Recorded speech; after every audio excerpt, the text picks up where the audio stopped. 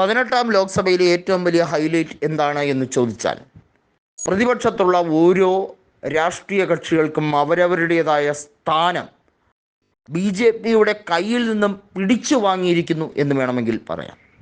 അതായത് BJPയുടെ സർവാധിപത്യം 2014 മുതൽ 2024 വരെ അവർ കൊണ്ടാടിയെങ്കിൽ കേവല ഭൂരിപക്ഷം നഷ്ടപ്പെട്ടതു മാത്രമല്ല, NDAയിൽ പിളർപ്പുണ്ടാകാനുള്ള എല്ലാ സാധ്യതകളും നിലനിൽക്കുന്നു എന്നത് മാത്രമല്ല, പ്രതിപക്ഷ കക്ഷികളെ ഏറ്റവും മാന്യമായ രീതിയിൽ പരിഗണിച്ചില്ലെങ്കിൽ ഉണ്ടാകാവുന്ന ഭവിഷ്യത്ത് എന്ത് മാത്രമാണെന്ന് BJPക്ക് അറിയാവുന്നതാണ്.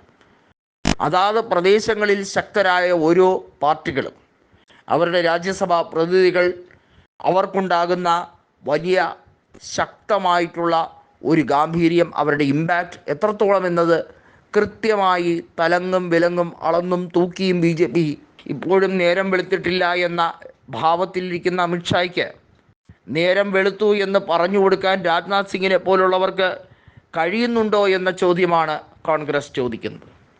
രാജ്നാഥ് സിംഗിനെ പലപ്പോഴും അനുനയ ചർച്ചയ്ക്ക് വിളിക്കുമ്പോൾ രാഹുൽ ഗാന്ധി പറയുന്ന ഒരു കാര്യമുണ്ട്. എന്തുകൊണ്ട് താങ്കളെ തന്നെ നരേന്ദ്രമോദി ചുമതലപ്പെടുത്തുന്നു എന്നതിന് ഉത്തരവും വളരെ ലളിതമാണ്. ഒന്നുകിൽ രാജ്നാഥ് സിംഗ് അല്ലെങ്കിൽ നിതിൻ ഗഡ്കരി. പ്രതിപക്ഷം മാന്യതയോടുകൂടി അല്ലെങ്കിൽ പ്രതിപക്ഷത്തെ മാന്യതയോടുകൂടി കാണുന്ന നേതാക്കൾ ഇവരൊക്കെയാണ്.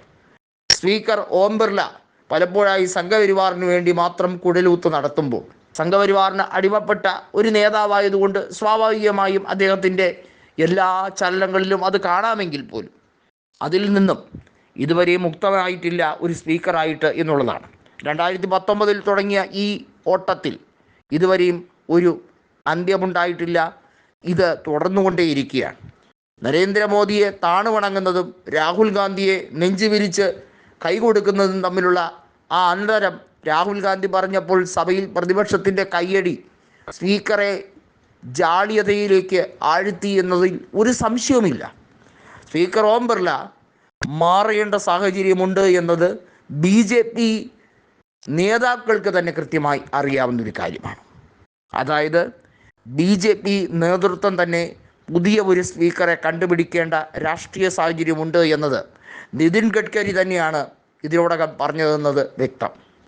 ഗഡ്കരി കൃത്യമായി പറഞ്ഞു. പാർലമെൻ്ററി യോഗത്തിൽ മാത്രമല്ല, ഗോവയിൽ നടന്ന യോഗത്തിലും നിതിൻ ഗഡ്കരി പറഞ്ഞ വാക്ക്, ഇതുപോലെയുള്ള ധാർഷ്ട്രീയ മനോഭാവവുമായി